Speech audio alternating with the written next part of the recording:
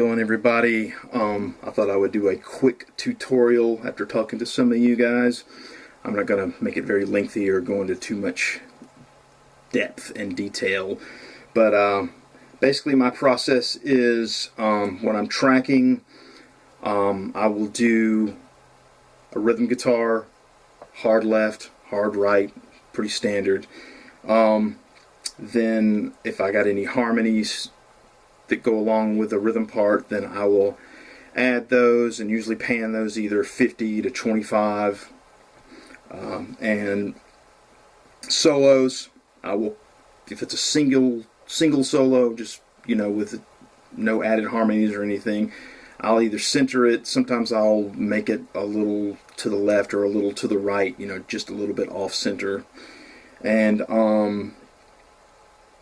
then if it is harmony, I will usually separate them a little bit, like put one a little to the left and one a little to the right. And after I'm done tracking, got my drums done, guitars, everything, then I bounce everything down to a submix. And then that's where I add compression, effects, and things like that. So for rhythm guitars, I'll usually just slap an EQ on there. Usually like a API, something like that, and or actually, I'm sorry, an SSL, and I usually just narrow down the mid-range frequencies a little bit, so it kind of cleans it up a little bit, and that's pretty much all I do with that. And also when I EQ the guitars, I EQ some of the low end down, around 52. 60, just under 60 hertz, 60, 52, in that range. Because, once you start stacking everything that has a lot of bottom end to it, it just stacks and stacks and becomes complete and total mud. And, so then, so everything's to submixes.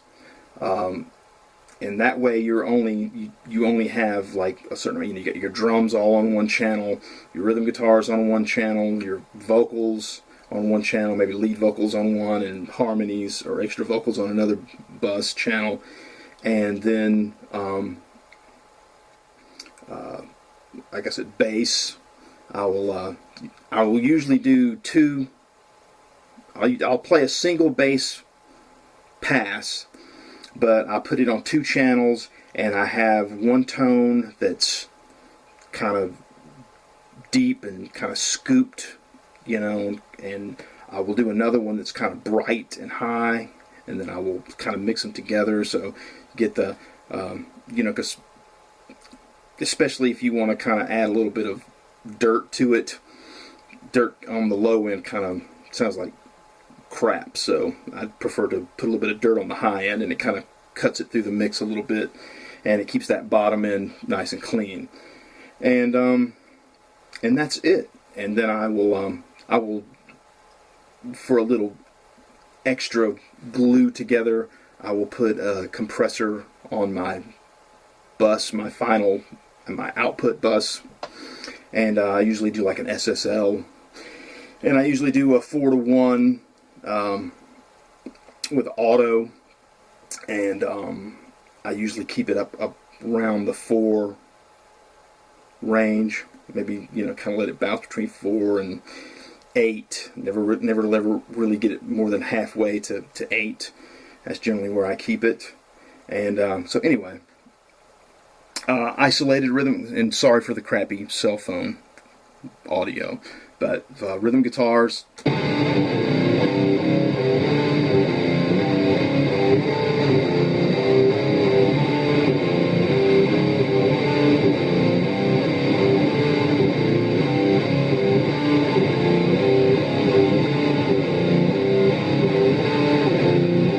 Like I said, that's just one guitar per side. I don't understand doing the 4 guitars, 6 guitars per side. I just, that's a big guitar sound. I don't think you need to stack quadruple guitars aside. I just think it just starts turning into a big mess. So anyway, and then so add in the harmonies, and then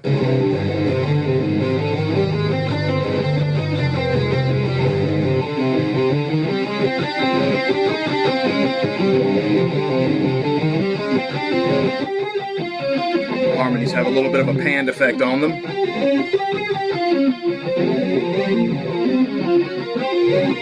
Bizarre harmony.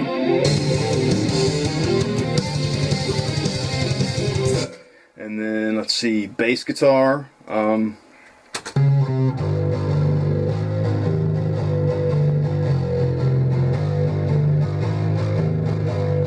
of dirty, you know, but it sets really good in the mix. And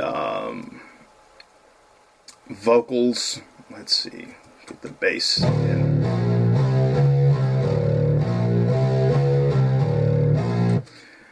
Nice and nasty bass. Vocals on this particular song, believe it or not, are pretty dry, and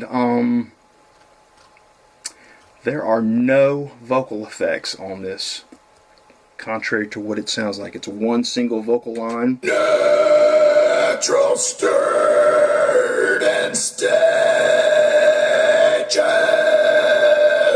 keeping locked in cages. And it's a single vocal line up until the death metal vocal part in the middle, which is, I have one. I double that. And one has a flangy effect on it.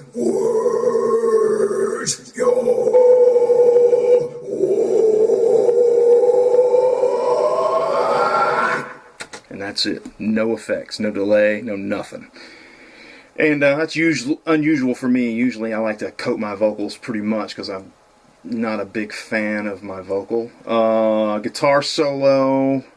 Let's see, solo.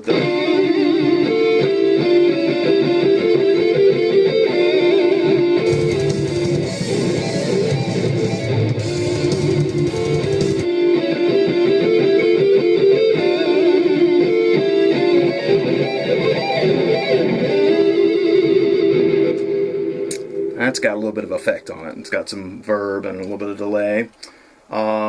Drums all mixed down. Let's get back to the beginning for that.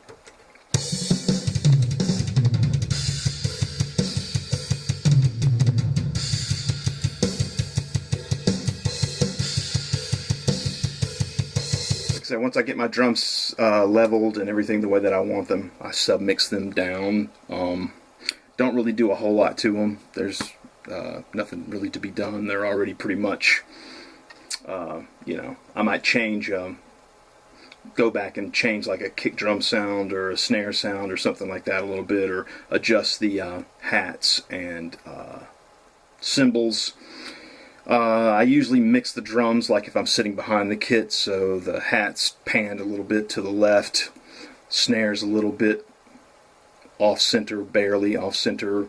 Then I'll have like a centered rack tom and sort of to the right, pan to the right, floor tom, and a little further to the right, floor tom, and just a stereo overhead for cymbals and room sound. And man, that is it. That is as simple as it gets. I don't make it that complicated. I use like 5 different plugins. I generally use for vocals, I'll either use a Maserati, a CLA, or an Eddie Kramer vocal plugin.